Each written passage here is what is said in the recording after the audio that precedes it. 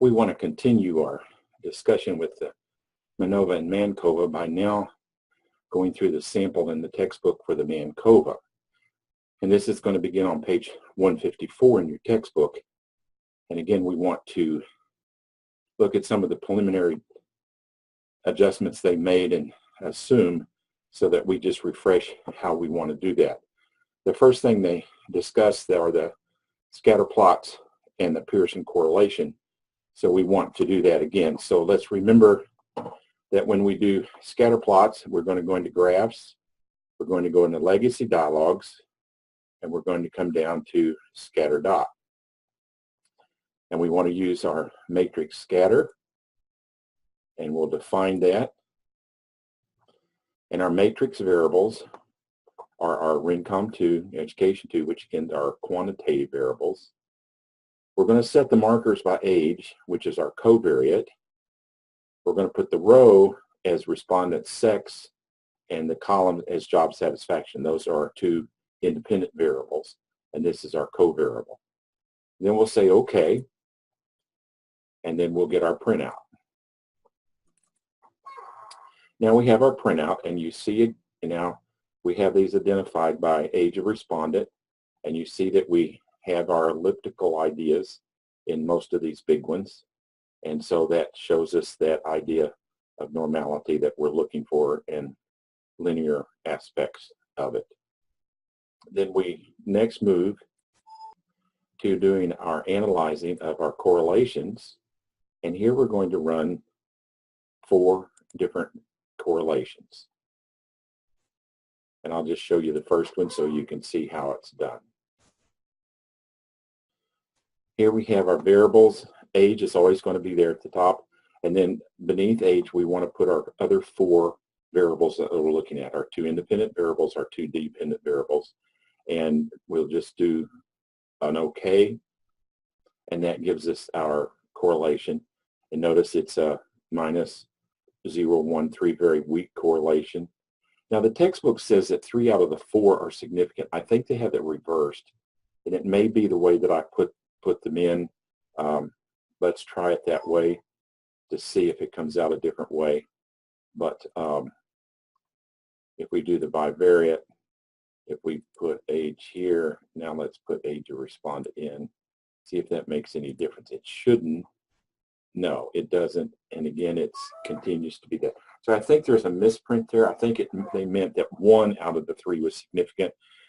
But in our case, they're all very weak, and so we show there's not the correlation, and that passes the test that we're looking for at that point.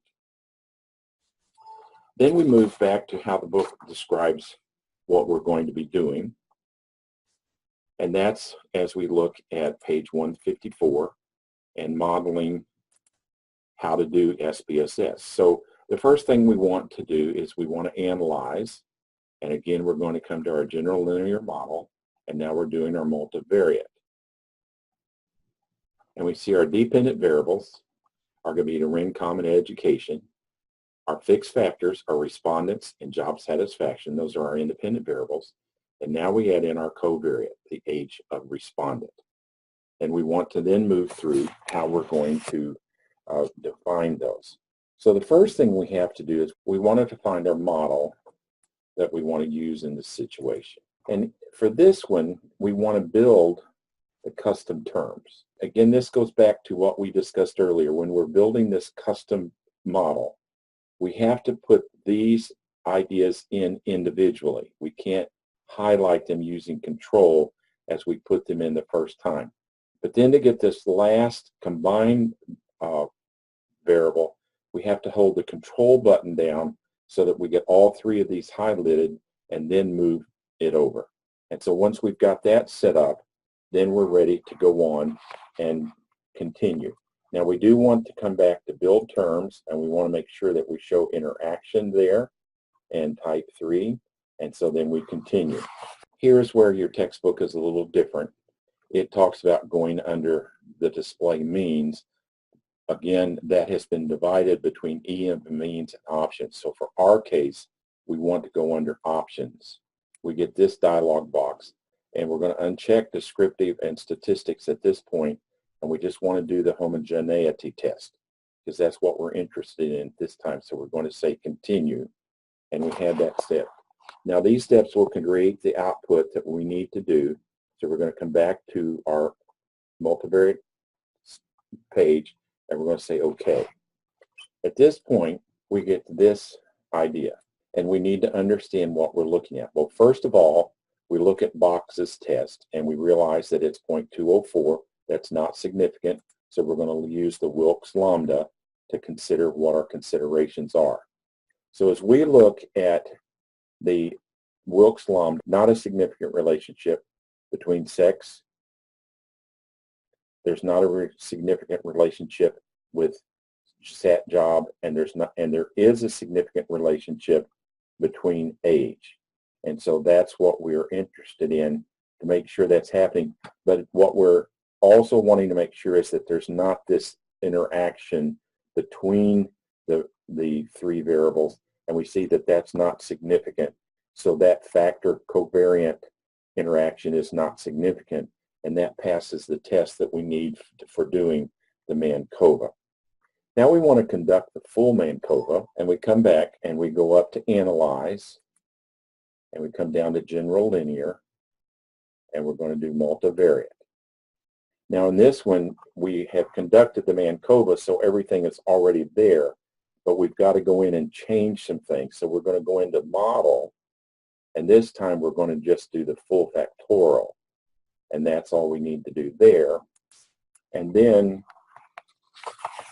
we again get into the options, and we want to come down under options, and we've already done our homogeneity test, so we're just going to do descriptives and our estimate of effect sizes, and then we'll say continue, and then we say OK, and now we have our printout of our Mancova. And so we see our between subject, we see our descriptive statistics as listed there in your textbook. What we want to come down is to the Mancova summary table, which is the multivariate test. And so we again look at our age under the Wilks lambda, and that is significant. So it does have an interaction with the combined dependent variables. Gender has an interaction significant with the combined interactions. Sat job satisfaction has a significant interaction. However, there is not a significant interaction between the subjects, and that's what we were hoping for. So since we have these significant interactions, we want to go to our ANOVA, or our test between subjects, to see what is happening with what's the idea that's going. So if we look at age, and we know that that's being interaction. So, but what we're interested in is our gender and our job satisfaction. Where are they impacting? And so we see that gender is significantly related to income, but it's not significantly related to education. And job satisfaction is significantly related to income, but not to education.